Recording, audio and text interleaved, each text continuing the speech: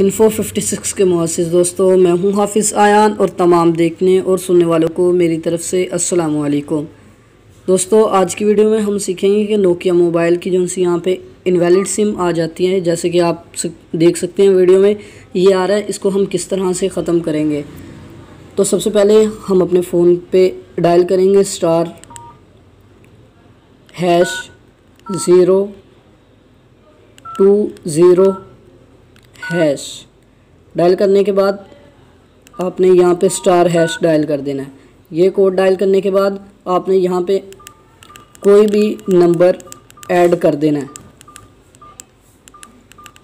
जैसे कि मैंने ये नंबर ऐड कर दिया, इसको सिलेक्ट कर देंगे हम। जैसे ये सिलेक्ट होगा तो यहाँ पे इनवैलिड सिम है। मोबाइल को ऑफ़ करेंगे, ऑफ़ करके ऑन दोबारा करेंगे। हमारा मोबाइल ऑन हो चुका है। तो आप ये देख सकते हैं कि हमारा फ़ोन ठीक हो चुका है। अब हम यहाँ से कॉल कर सकते हैं। वीडियो पसंद आई हो तो वीडियो को लाइक करके अपने दोस्तों के साथ शेयर कर दें और चैनल को सब्सक्राइब कर दें मज़ीद इस तरह की वीडियोस के लिए। मिलते हैं नेक्स्ट वीडियो में। अल्लाह हाफिज़।